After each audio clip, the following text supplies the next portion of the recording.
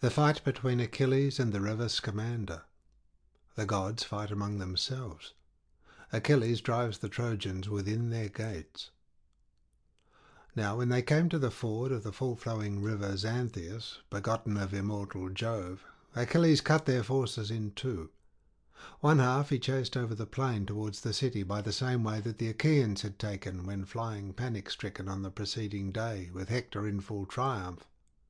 This way did they fly pell-mell, and Juno sent down a thick mist in front of them to stay them. The other half were hemmed in by the deep, silver-eddying stream, and fell into it with a great uproar. The waters resounded, and the banks rang again as they swam hither and thither with loud cries amid the whirling eddies. As locusts flying to a river before the blast of a grass-fire, the flame comes on till at last it overtakes them, and they huddle into the water. Even so was the eddying stream of Xanthus filled with the uproar of men and horses, all struggling in confusion before Achilles. Forthwith the hero left his spear upon the bank, leaning it against a tamarisk bush, and plunged into the river like a god, armed with his sword only. Fell was his purpose as he hewed the Trojans down on every side. Their dying groans rose hideous as the sword smote them, and the river ran red with blood. As when fish fly scared before a huge dolphin, and fill every nook and corner of some fair haven, for he is sure to eat all he can catch. Even so did the Trojans cower under the banks of the mighty river, and when Achilles' arms grew weary from killing them, he drew 12 youths alive out of the water to sacrifice in revenge for Patroclus, son of Menoetius. He drew them out like dazed fawns, bound their hands behind them with the girdles of their own shirts, and gave them over to his men to take back to the ships. Then he sprang into the river, thirsting for still further blood. There he found Lycaon, son of Priam, seed of Dardanus, as he was escaping out of the water. He it was whom he had once taken prisoner when he was in his father's vineyard, having set upon him by night as he was cutting young shoots from a wild fig-tree to make the wicker sides of a chariot. Achilles then caught him to his sorrow unawares, and sent him by sea to Lemnos, where the son of Jason bought him. But a guest friend, Eetion of Imbros, freed him with a great sum, and sent him to Arisbe, whence he had escaped and returned to his father's house. He had spent 11 days happily with his friends after he had come from Lemnos, but on the 12th heaven again delivered him into the hands of Achilles, who was to send him to the house of Hades, sorely against his will. He was unarmed when Achilles caught sight of him, and had neither helmet nor shield, nor yet had he any spear, for he had thrown all his armour from him onto the bank, and was sweating with his struggles to get out of the river, so that his strength was now failing him. Then Achilles said to himself in his surprise, "What marvel do I see here? If this man can come back alive after having been sold over into Lemnos, I shall have the Trojans also whom I have slain rising from the world below. Could not even the waters of the grey sea imprison him, as they do many another, whether he will or no? This time let him taste my spear, that I may know for certain whether Mother Earth, who can keep even a strong man down, will be able to hold him, or whether thence too he will return." Thus did he pause and ponder. But Lycaon came up to him dazed, and trying hard to embrace his knees, for he would fain live, not die. Achilles thrust at him with his spear, meaning to kill him, but Lycaon ran crouching up to him and caught his knees, whereby the spear passed over his back and stuck in the ground, hungering though it was for blood. With one hand he caught Achilles' knees as he besought him, and with the other he clutched the spear and would not let it go. Then he said, "Achilles, have mercy upon me and spare me, for I am your suppliant. It was in your tents that I first broke bread on the day when you took me prisoner in the vineyard, after which you sold me away to Lemnos, far from my father and my friends, and I brought you the price of 100 oxen. I have paid 3 times as much to gain my freedom. It is but 12 days that I have come to Iliad after much suffering, and now cruel fate has again thrown me into your hands. Surely Father Jove must hate me, that he has given me over to you a second time. Short of life indeed did my mother Laerthoe bear me, daughter of aged Altes, who reigns over the warlike Lelegae and holds steep Pedasus on the river Satnioeus. Priam married his daughter along with many other women, and 2 sons were born of her, both of whom you will have slain. Your spear slew noble Polydorus as he was fighting in the front ranks, and now evil will here befall me, for I fear that I shall not escape you, since heaven has delivered me over to you. Furthermore I say, and lay my saying to your heart, spare me, for I am not of the same womb as Hector, who slew your brave and noble comrade." With such words did the princely son of Priam beseech Achilles, but Achilles answered him sternly. "Idiot," he said, "talk not to me of ransom. Until Patroclus fell, I preferred to give the Trojans quarter, and sold beyond the sea many of those whom I had taken alive. But now not a man shall live of those whom heaven delivers into my hands before the city of Ilias, and of all Trojans it shall fare hardest with the sons of Priam. Therefore, my friend, you too shall die. Why should you whine in this way? Patroclus fell, and he was a better man than you are. I, too, see you not how I am great and goodly? I am son to a noble father, and have a goddess for my mother, but the hands of doom and death overshadow me all as surely. The day will come, either at dawn or dark, or at the noontide, when one shall take my life also in battle, either with his spear or with an arrow sped from his bow." Thus did he speak, and Lysaon's heart sank within him. He loosed his hold of the spear and held out both hands before him, but Achilles drew his keen blade and struck him by the collarbone on his neck. He plunged his 2-edged sword into him to the very hilt, whereon he lay at full length on the ground, with the dark blood welling from him till the earth was soaked. Then Achilles caught him by the foot and flung him into the river to go downstream, vaunting over him the while, and saying, "Lie there among the fishes, who will lick the blood from your wound and gloat over it. Your mother shall not lay you on any bier to mourn you, but the eddies of Scamander shall bear you into the broad bosom of the sea.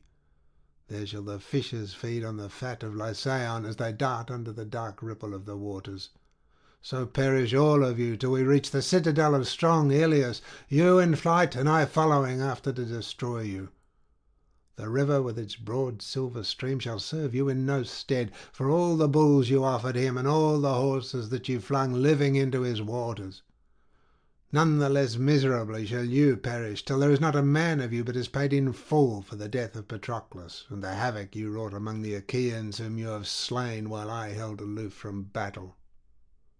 So spoke Achilles, but the river grew more and more angry, and pondered within himself how he should stay the hand of Achilles and save the Trojans from disaster. Meanwhile the son of Peleus, spear in hand, sprang upon Asteropaeus, son of Pelegon, to kill him. He was son to the broad river Axius, and Perobaea, eldest daughter of Asamoneus, for the river had laid with her. Asteropaeus stood up out of the water to face him with a spear in either hand, and Xanthus filled him with courage, being angry for the death of the youths whom Achilles was slaying ruthlessly within his waters. When they were close up with one another, Achilles was first to speak. "Who and whence are you," said he, "who dare to face me? Woe to the parent whose son stands up against me." And the son of Pelegon answered, "Great son of Peleus, why should you ask my lineage? I am from the fertile land of far Paeonia, captain of the Paeonians, and it is now 11 days that I am at Ilias. I am of the blood of the river Axius, of Axius that is the fairest of all rivers that run. He begot the famed warrior Pelegon, whose son men call me. Let us now fight, Achilles." Thus did he defy him, and Achilles raised his spear of Pelian ash. Asteropaeus failed with both his spears, for he could use both hands alike. With the one spear he struck Achilles' shield, but did not pierce it, for the layer of gold, gift of the god, stayed the point. With the other spear he grazed the elbow of Achilles' right arm, drawing dark blood, but the spear itself went by him and fixed itself in the ground, foiled of its bloody banquet. Then Achilles, fain to kill him, hurled his spear at Asteropaeus, but failed to hit him, and struck the steep bank of the river, driving the spear half its length into the earth.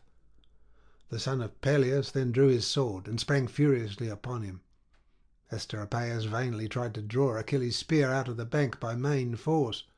Thrice did he tug at it, trying with all his might to draw it out, and thrice he had to leave off trying.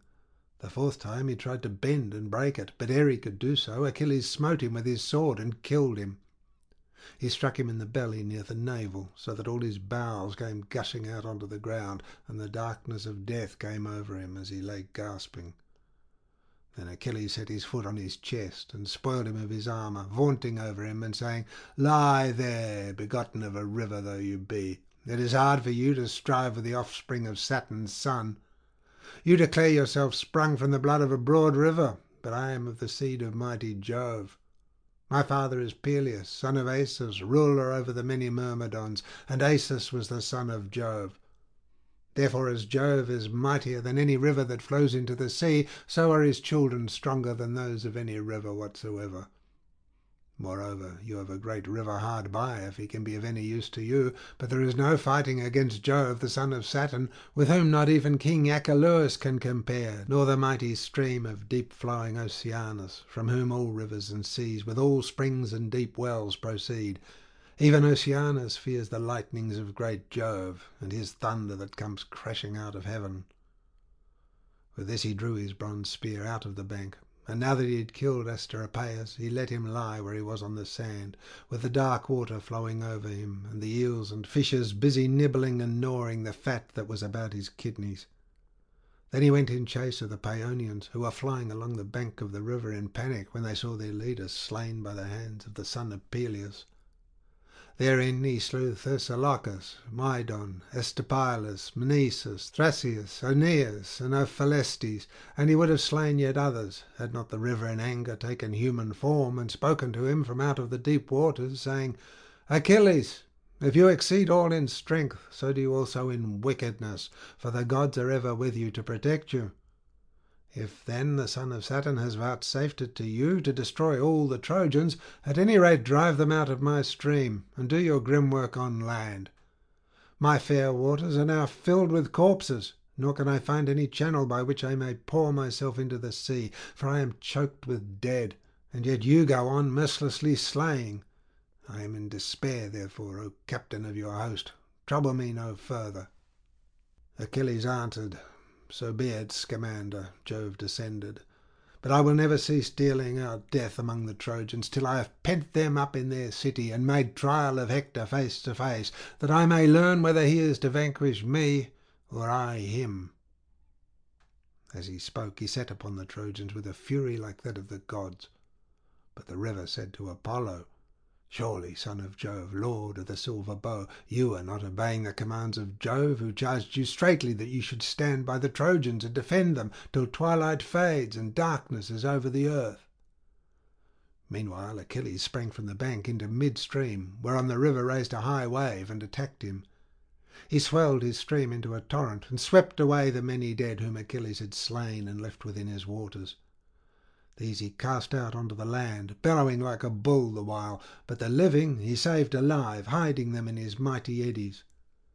The great and terrible wave gathered about Achilles, falling upon him and beating on his shield so that he could not keep his feet. He caught hold of a great elm tree, but it came up by the roots and tore away the bank, damming the stream with its thick branches and bridging it all across, whereby Achilles struggled out of the stream and fled full speed over the plain, for he was afraid. But the mighty god ceased not in his pursuit, and sprang upon him with a dark-crested wave, to stay his hands and save the Trojans from destruction. The son of Peleus darted away a spear's throw from him. Swift as the swoop of a black hunter-eagle, which is the strongest and fleetest of all birds, even so did he spring forward, and the armour rang loudly about his breast. He fled on in front, but the river with a loud roar came tearing after. As one who would water his garden leads a stream from some fountain over his plants and all his ground. Spade in hand, he clears away the dams to free the channels, and the little stones run rolling round and round with the water as it goes merrily down the bank faster than the man can follow. Even so did the river keep catching up with Achilles, albeit he was a fleet runner, for the gods are stronger than men. As often as he would strive to stand his ground and see whether or no all the gods in heaven were in league against him, so often would the mighty wave come beating down upon his shoulders, and he would have to keep flying on and on in great dismay, for the angry flood was tiring him out as it flowed past him and ate the ground from under his feet. Then the son of Peleus lifted up his voice to heaven, saying, "Father Jove, is there none of the gods who will take pity upon me and save me from the river? I do not care what may happen to me afterwards. I blame none of the other dwellers on Olympus so severely as I do my dear mother, who has beguiled and tricked me. She told me I was to fall under the walls of Troy by the flying arrows of Apollo. Would that Hector, the best man among the Trojans, might there slay me. Then should I fall a hero by the hand of a hero. Whereas now it seems that I shall come to a most pitiable end, trapped in this river as though I were some swineherd's boy who gets carried down a torrent while trying to cross it during a storm." As soon as he had spoken thus, Neptune and Minerva came up to him in the likeness of two men, and took him by the hand to reassure him. Neptune spoke first. "Son of Peleus," said he, "be not so exceeding fearful. We are two gods, come with Jove's sanction to assist you, I and Pallas Minerva. It is not your fate to perish in this river. He will abate presently, as you will see. Moreover, we strongly advise you, if you will be guided by us, not to stay your hand from fighting till you have pent the Trojan host within the famed walls of Iliad, as many of them as may escape. Then kill Hector and go back to the ships, for we will vouchsafe you a triumph over him." When they had so said, they went back to the other immortals, but Achilles strove onward over the plain, encouraged by the charge the gods had laid upon him. All was now covered with a flood of waters, and much goodly armour of the youths that had been slain was rifting about, as also many corpses. But he forced his way against the stream, speeding right onwards, nor could the broad waters stay him, for Minerva had endowed him with great strength.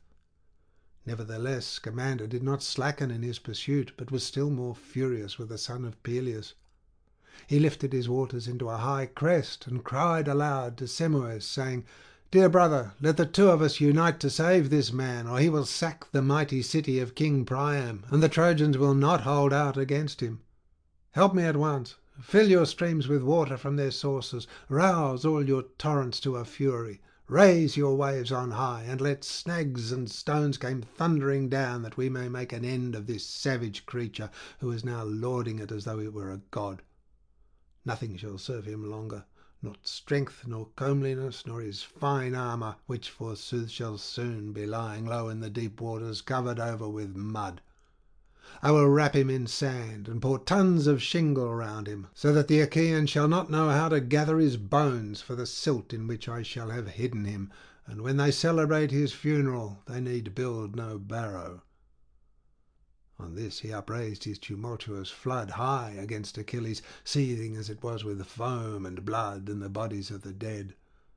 The dark waters of the river stood upright, and would have overwhelmed the son of Peleus, but Juno, trembling lest Achilles should be swept away in the mighty torrent, lifted her voice on high and called out to Vulcan her son. "Crookfoot," she cried, "my child, be up and doing, for I deem it is with you that Xanthus is fain to fight.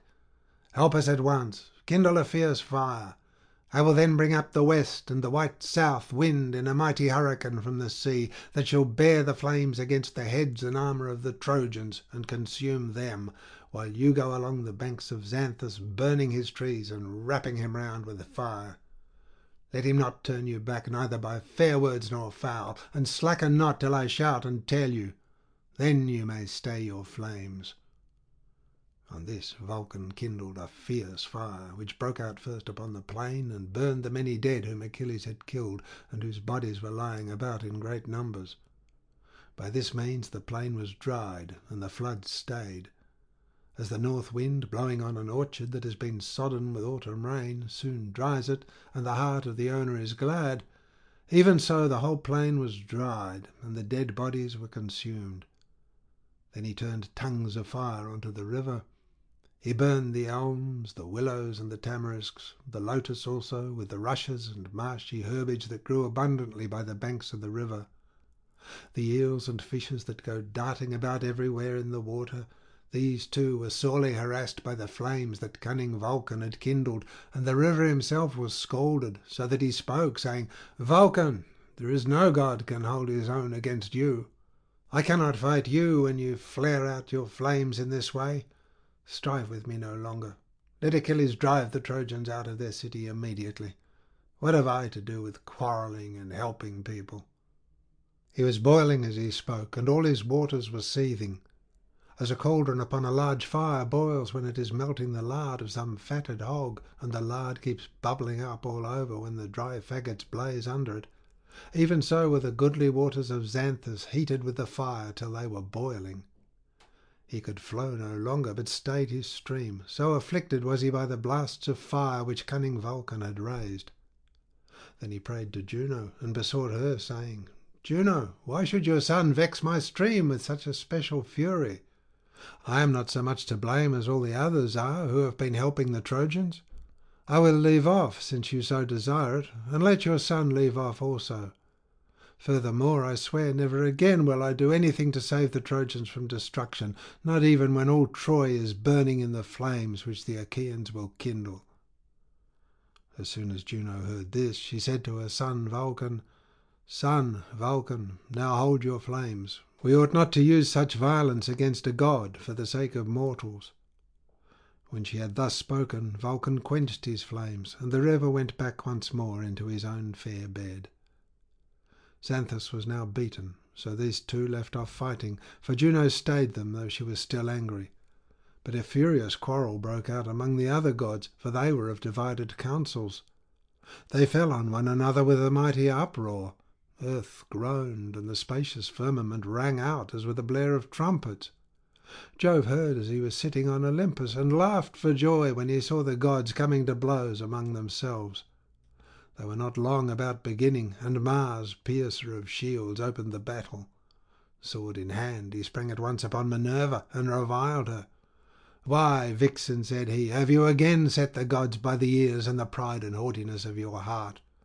Have you forgotten how you set Diomed, son of Tydeus, on to wound me, and yourself took Visible's spear and drove it into me to the hurt of my fair body? You shall now suffer for what you then did to me." As he spoke, he struck her on the terrible tasselled aegis, so terrible that not even can Jove's lightning pierce it. Here did murderous Mars strike her with his great spear. She drew back, and with her strong hand seized a stone that was lying on the plain, great and rugged and black, which men of old had set for the boundary of a field. With this she struck Mars on the neck and brought him down. 9 roods did he cover in his fall, and his hair was all soiled in the dust, while his armour rang rattling round him. But Minerva laughed and vaunted over him, saying, "Idiot, have you not learned how far stronger I am than you, but you must still match yourself against me? Thus do your mother's curses now roost upon you, for she is angry and would do you mischief, because you have deserted the Achaeans and are helping the Trojans." She then turned her 2 piercing eyes elsewhere, whereon Jove's daughter Venus took Mars by the hand and led him away, groaning all the time, for it was only with great difficulty that he had come to himself again. When Queen Juno saw her, she said to Minerva, "Look, daughter of aegis-bearing Jove, unweariable, that vixen Venus is again taking Mars through the crowd out of the battle. Go after her at once." Thus she spoke. Minerva sped after Venus with a will, and made at her, striking her on the bosom with her strong hand, so that she fell fainting to the ground, and there they both lay, stretched at full length. Then Minerva vaunted over her, saying, "May all who help the Trojans against the Argives prove just as redoubtable and stalwart as Venus did when she came across me while she was helping Mars. Had this been so, we should long since have ended the war by sacking the strong city of Iliad." Juno smiled as she listened. Meanwhile King Neptune turned to Apollo, saying, "Phoebus, why should we keep each other at arm's length? It is not well, now that the others have begun fighting. It will be disgraceful to us if we return to Jove's bronze-floored mansion on Olympus without having fought each other. Therefore come on. You are the younger of the 2, and I ought not to attack you, for I am older and have had more experience. Idiot, you have no sense, and forget how we 2 alone of all the gods fared hardly round about Iliad when we came from Jove's house and worked for Laomedon a whole year at a stated wage, and he gave us his orders. I built the Trojans the wall about their city, so wide and fair that it might be impregnable, while you, Phoebus, herded cattle for him in the dales of many-valleyed Ida. When, however, the glad hours brought round the time of payment, mighty Laomedon robbed us of all our hire, and sent us off with nothing but abuse. He threatened to bind us hand and foot, and sell us over into some distant land. He tried, moreover, to cut off the ears of both of us, so we went away in a rage, furious about the payment he had promised us, and yet withheld. In spite of all this, you are now showing favour to his people, and will not join us in compassing the utter ruin of the proud Trojans with their wives and children." And King Apollo answered, "Lord of the earthquake, you would have no respect for me if I were to fight you about a pack of miserable mortals who come out like leaves in summer and eat the fruit of the field and presently fall lifeless to the ground. Let us stay this fighting at once, and let them settle it among themselves." He turned away as he spoke, for he would lay no hand on the brother of his own father.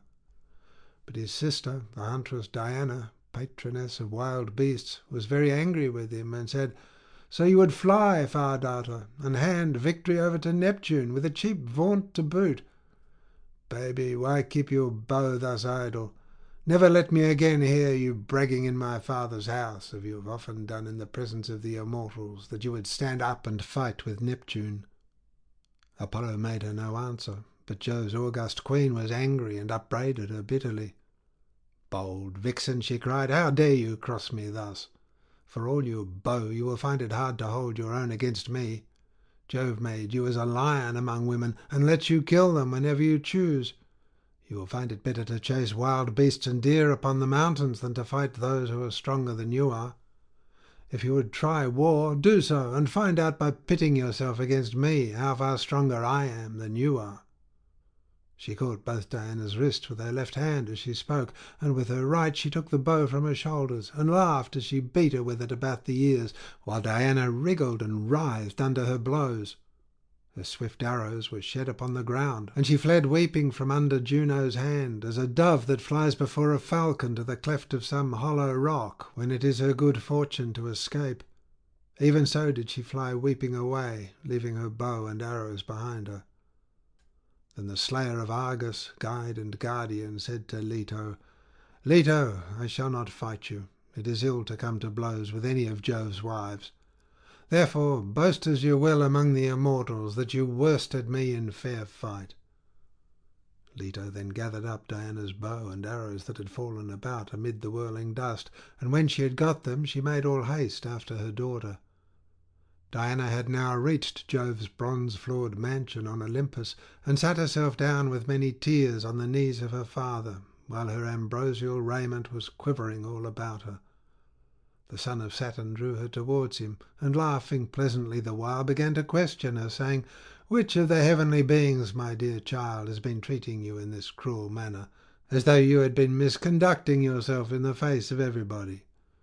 And the fair-crowned goddess of the chase answered, "It was your wife, Juno, father, who has been beating me. It is always her doing whenever there is any quarrelling among the immortals." Thus did they converse, and meanwhile Phoebus Apollo entered the strong city of Iliad, for he was uneasy lest the walls should not hold out, and the Danaans should take the city then and there, before its hour had come. But the rest of the ever-living gods went back, some angry and some triumphant, to Olympus, where they took their seats beside Jove, lord of the storm cloud, while Achilles still kept on dealing out death alike on the Trojans and on their horses. As when the smoke from some burning city ascends to heaven when the anger of the gods has kindled it, there is then toil for all and sorrow for not a few. Even so did Achilles bring toil and sorrow on the Trojans. Old King Priam stood on a high tower of the wall, looking down on huge Achilles, as the Trojans fled panic-stricken before him, and there was none to help them. Presently he came down from off the tower, and with many a groan went along the wall to give orders to the brave warders of the gate. "Keep the gate," said he, "wide open till the people come flying into the city, for Achilles is hard by and is driving them in rout before him. I see we are in great peril. As soon as our people are inside and in safety, close the strong gates, for I fear lest that terrible man should come bounding inside along with the others." As he spoke, they drew back the bolts and opened the gates, and when these were opened, there was a haven of refuge for the Trojans. Apollo then came full speed out of the city to meet them and protect them. Right for the city and the high wall, parched with thirst and grimy with dust, still they fled on, with Achilles wielding his spear furiously behind them. For he was as one possessed, and was thirsting after glory. Then had the sons of the Achaeans taken the lofty gates of Troy, if Apollo had not spurred on Agenor, valiant and noble son of Antenor. He put courage into his heart, and stood by his side to guard him, leaning against a beech tree, and shrouded in thick darkness. When Agenor saw Achilles, he stood still, and his heart was clouded with care. "Alas," said he to himself in his dismay, "if I fly before mighty Achilles, and go where all the others are being driven in rout, he will none the less catch me and kill me for a coward. How would it be if I were to let Achilles drive the others before him, and then fly from the wall to the plain that is behind Ilias, till I reach the spurs of Ida, and can hide in the underwood that is thereon? I could then wash the sweat from off me in the river, and in the evening return to Ilias. But why commune with myself in this way? Like enough he would see me as I am hurrying from the city over the plain, and would speed after me till he had caught me. I should stand no chance against him, for he is mightiest of all mankind. What then if I go out and meet him in front of the city? His flesh, too, I take it, can be pierced by pointed bronze. Life is the same in one and all, and men say that he is but mortal, despite the triumph that Jove, son of Saturn, vouchsafes him." So saying, he stood on his guard and awaited Achilles, for he was now fain to fight him. As a leopardess that bounds from out of a thick covert to attack a hunter, she knows no fear, and is not dismayed by the baying of the hounds, even though the man be too quick for her, and wound her either with thrust or spear. Still, though the spear has pierced her, she will not give in till she has either caught him in her grip or been killed outright. Even so did noble Agenor, son of Antenor, refuse to fly till he had made trial of Achilles, and took aim at him with his spear, holding his round shield before him, and crying with a loud voice, "Of a truth," said he, "noble Achilles, you deem that you shall this day sack the city of the proud Trojans. Fool, there will be trouble enough yet before it, for there is many a brave man of us still inside, who will stand in front of our dear parents, with our wives and children, to defend Ilias. Here, therefore, huge and mighty warrior though you be, here shall you die." As he spoke, his strong hand hurled his javelin from him, and the spear struck Achilles on the leg beneath the knee. The greave of newly wrought tin rang loudly, but the spear recoiled from the body of him whom it had struck, and did not pierce it, for the god's gift stayed it.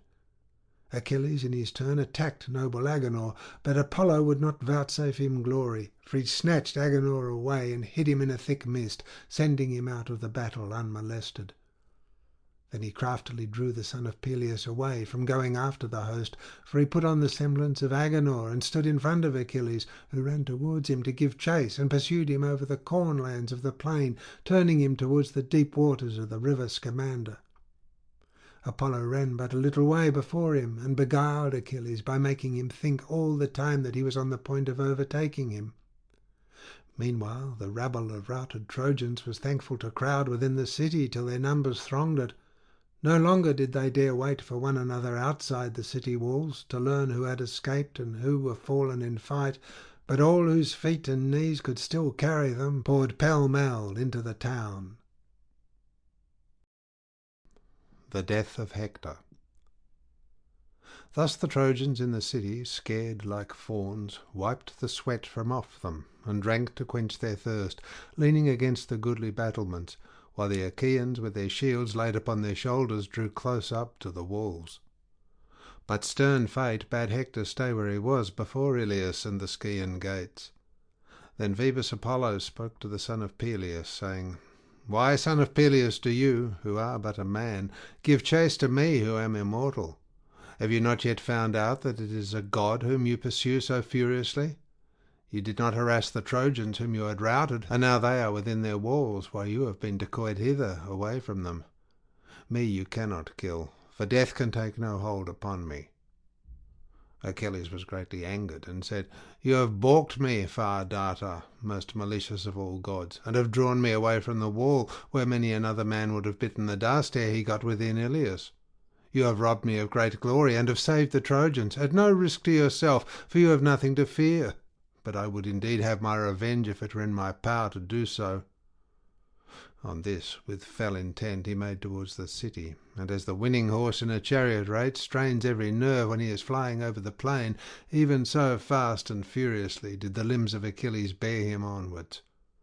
King Priam was first to note him as he scoured the plain, all radiant as the star which men called Orion's hound, and whose beams blaze forth in time of harvest more brilliantly than those of any other that shines by night.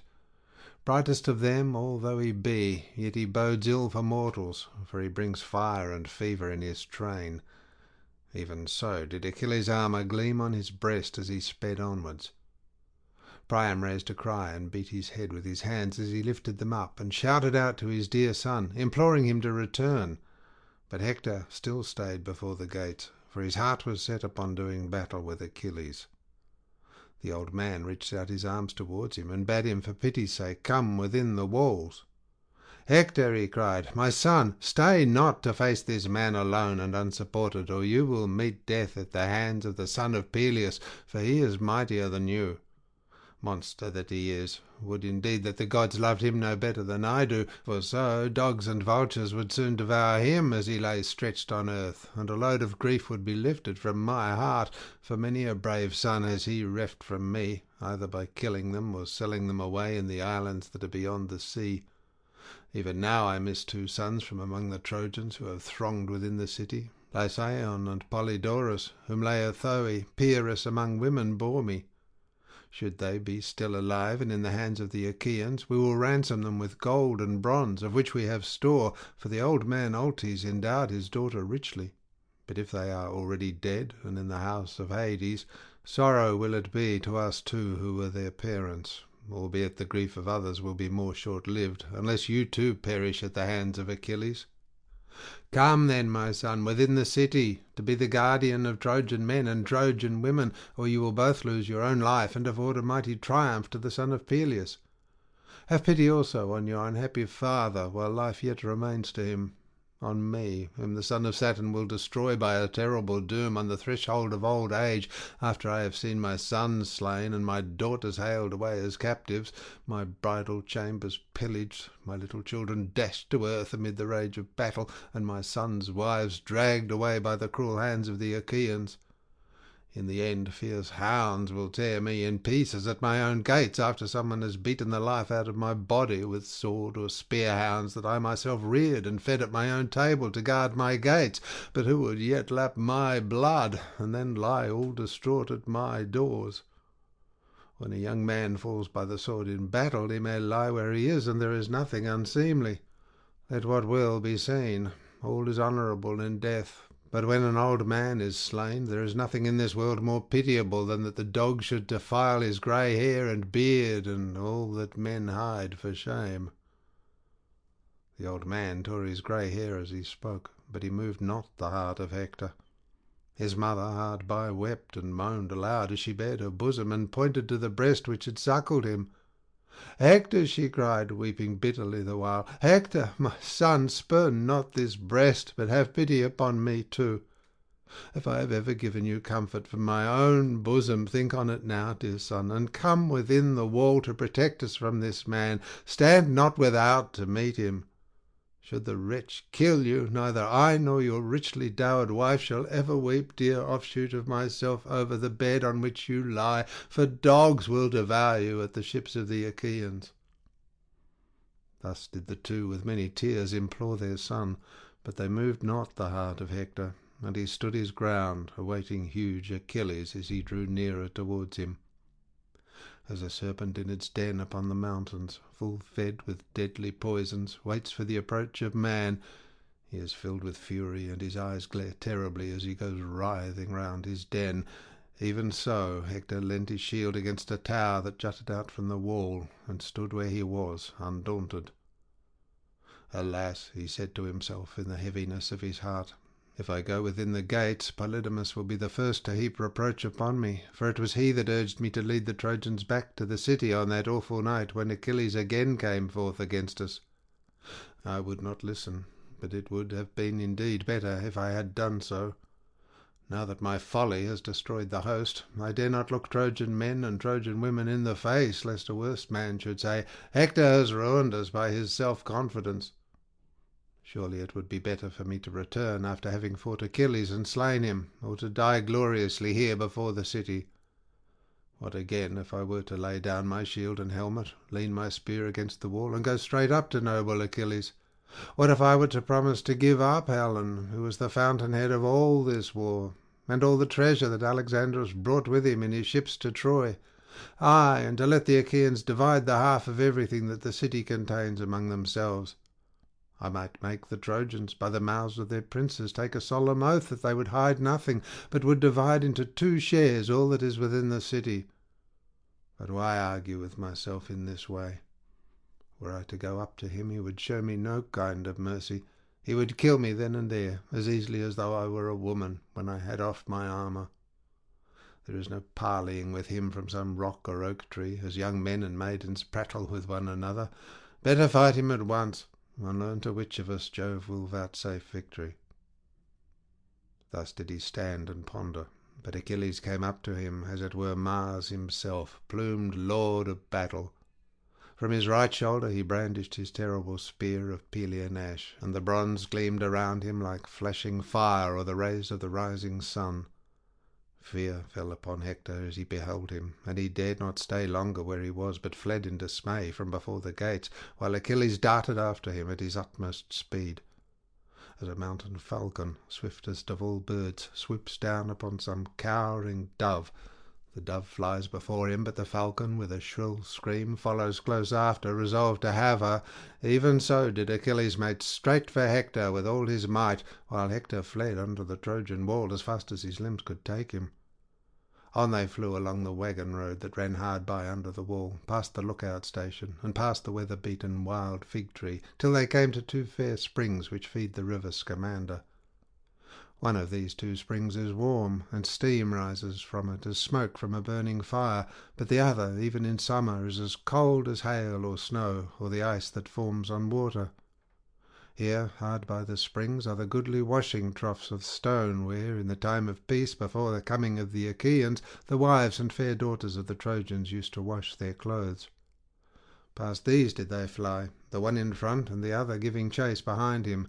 Good was the man that fled, but better far was he that followed after, and swiftly indeed did they run, for the prize was no mere beast for sacrifice, or bullock's hide, as it might be, for a common foot race, but they ran for the life of Hector. As horses in a chariot race speed round the turning post when they are running for some great prize, a tripod or woman, at the games in honour of some dead hero, so did these 2 run full speed 3 times round the city of Priam. All the gods watched them, and the sire of gods and men was the first to speak. Alas, said he, my eyes behold a man who is dear to me, being pursued round the walls of Troy. My heart is full of pity for Hector, who has burned the thigh bones of many a heifer in my honour, one while on the crests of many valleyed Ida, and again on the citadel of Troy. And now I see noble Achilles in full pursuit of him round the city of Priam. What say you?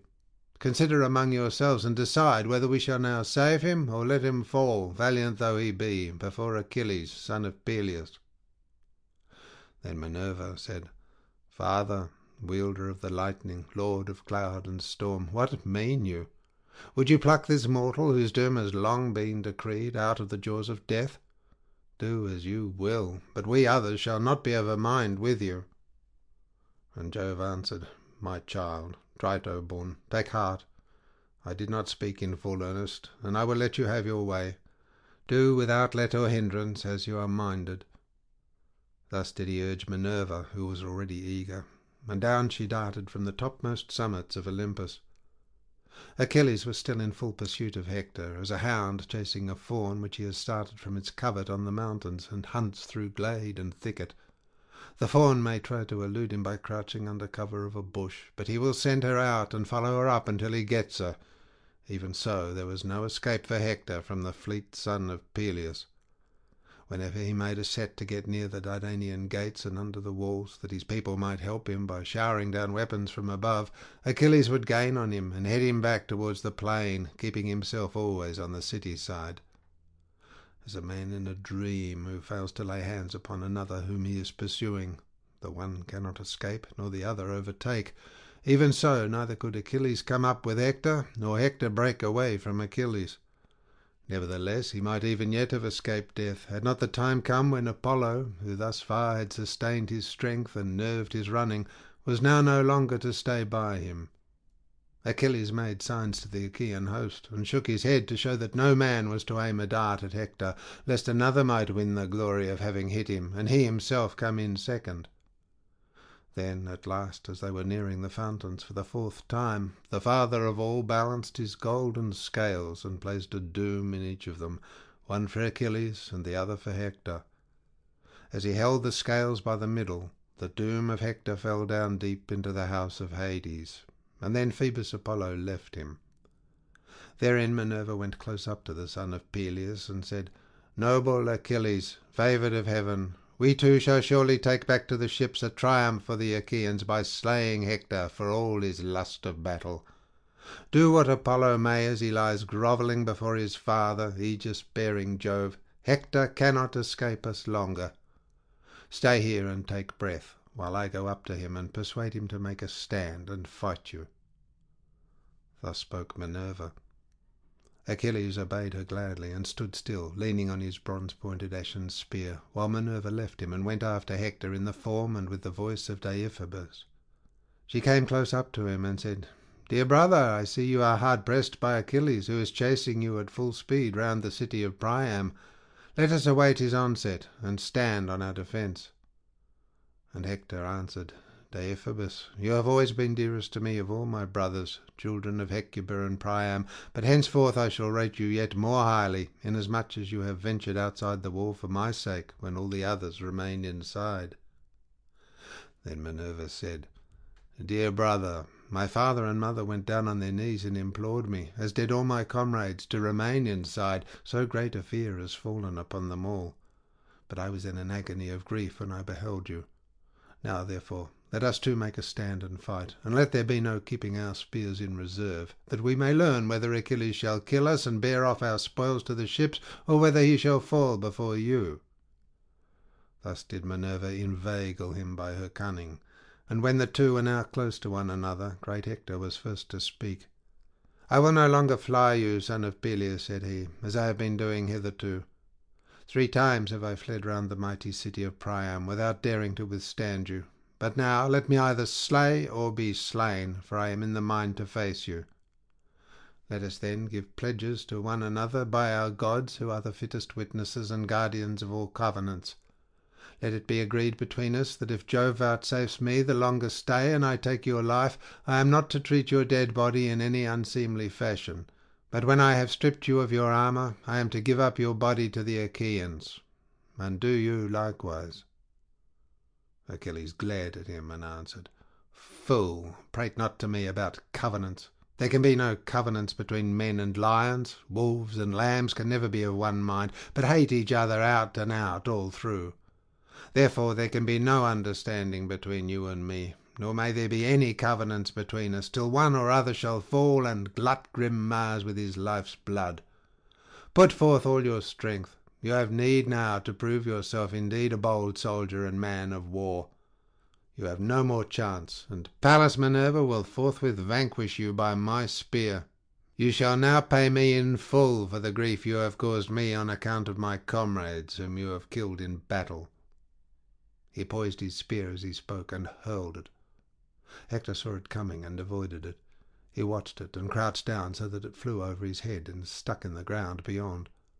Minerva then snatched it up and gave it back to Achilles, without Hector's seeing her. Hector thereon said to the son of Peleus, "You have missed your aim, Achilles, peer of the gods, and Jove has not yet revealed to you the hour of my doom, though you made sure that he had done so. You were a false-tongued liar when you deemed that I should forget my valour and quail before you. You shall not drive your spear into the back of a runaway. Drive it, should heaven so grant you power, drive it into me as I make straight towards you. And now, for your own part, avoid my spear if you can. Would that you might receive the whole of it into your body. If you are once dead, the Trojans would find the war an easier matter, for it is you who have harmed them most. He poised his spear as he spoke, and hurled it. His aim was true, for he hit the middle of Achilles' shield, but the spear rebounded from it and did not pierce it.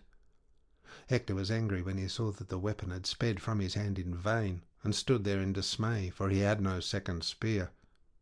With a loud cry he called Deiphobus and asked him for one, but there was no man. Then he saw the truth, and said to himself, "Alas, the gods have lured me on to my destruction. I deemed that the hero Deiphobus was by my side, but he is within the wall, and Minerva has inveigled me. Death is now indeed exceedingly near at hand, and there is no way out of it, for so Jove and his son Apollo, the Far-Darter, have willed it, though heretofore they have been ever ready to protect me. My doom has come upon me. Let me not then die ingloriously and without a struggle, but let me first do some great thing that should be told among men hereafter." And as he spoke he drew the keen blade that hung so great and strong by his side, and gathering himself together he sprang on Achilles like a soaring eagle which swoops down from the clouds onto some lamb or timid hare. Even so did Hector brandish his sword and spring upon Achilles. Achilles, mad with rage, darted towards him with his wondrous shield before his breast, and his gleaming helmet, made with 4 layers of metal, nodding fiercely forward. The thick tresses of gold within which Vulcan had crested the helmet floated round it, and as the evening star that shines brighter than all the others through the stillness of night, even such was the gleam of the spear which Achilles poised in his right hand, fraught with the death of noble Hector. He eyed his fair flesh over and over to see where he could best wound it, but all was protected by the goodly armour of which Hector had spoiled Patroclus after he had slain him, save only the throat, where the collarbone divides the neck from the shoulders, and this is the most deadly place. Here then did Achilles strike him as he was coming on towards him, and the point of his spear went right through the fleshy part of the neck, but it did not sever his windpipe, so that he could still speak. Hector fell headlong, and Achilles vaunted over him, saying, "Hector, you deemed that you should come off scatheless when you were spoiling Patroclus, and recked not of myself, who was not with him. Fool that you were! For I, his comrade, mightier far than he, was still left behind him at the ships, and now I have laid you low. The Achaeans shall give him all due funeral rites, while dogs and vultures shall work their will upon yourself." Then Hector said, as the life ebbed out of him, "I pray you by your life and knees, and by your parents, let not dogs devour me at the ships of the Achaeans, but accept the rich treasure of gold and bronze which my father and mother will offer you, and send my body home, that the Trojans and their wives may give me my dues of fire when I am dead." Achilles glared at him and answered, "Dog, talk not to me neither of knees nor parents. Would that I could be as sure of being able to cut your flesh into pieces and eat it raw for the ill you have done me, as I am that nothing shall save you from the dogs. It shall not be, though they bring 10 or 20-fold ransom, and weigh it out for me on the spot, with promise of yet more hereafter. Though Priam, son of Dardanus, should bid them offer me your weight in gold, even so your mother shall never lay you out and make lament over the son she bore, but dogs and vultures shall eat you utterly up." Hector, with his dying breath, then said, "I know what you are, and it were sure that I should not move you, for your heart is hard as iron. Look to it that I bring not heaven's anger upon you on the day when Paris and Phoebus Apollo, valiant though you be, shall slay you at the Scaean gates." When he had thus said, the shrouds of death enfolded him, whereon his soul went out of him, and flew down to the house of Hades, lamenting its sad fate, that it should enjoy youth and strength no longer. But Achilles said, speaking to the dead body, "Die. For my part, I will accept my fate whensoever Jove and the other gods see fit to send it." As he spoke, he drew his spear from the body and set it on one side. Then he stripped the blood-stained armour from Hector's shoulders, while the other Achaeans came running up to view his wondrous strength and beauty, and no one came near him without giving him a fresh wound. Then would one turn to his neighbour and say, "It is easier to handle Hector now than when he was flinging fire onto our ships," and as he spoke he would thrust his spear into him anew. When Achilles had done spoiling Hector of his armour, he stood among the Argives and said, "My friends, princes and counsellors of the Argives, now that heaven has vouchsafed us to overcome this man, who has done us more hurt than all the others together, consider whether we should not attack the city in force, and discover in what mind the Trojans may be. We should thus learn whether they will desert their city now that Hector has fallen, or will still hold out even though he is no longer living. But why argue with myself in this way, while Patroclus is still lying at the ships unburied and unmourned, he whom I can never forget so long as I am alive and my strength fails not? Though men forget the dead when once they are within the house of Hades, yet not even there will I forget the comrade whom I have lost. Now therefore, Achaean youths, let us raise the song of victory, and go back to the ships, taking this man along with us, for we have achieved a mighty triumph, and have slain noble Hector, to whom the Trojans prayed throughout their city as though he were a god." On this he treated the body of Hector with contumely. He pierced the sinews at the back of both his feet from head to ankle, and passed thongs of oxhide through the slits he had made. Thus he made the body fast to his chariot, letting the head trail upon the ground. Then, when he had put the goodly armour on the chariot and had himself mounted, he lashed his horses on, and they flew forward, nothing loath.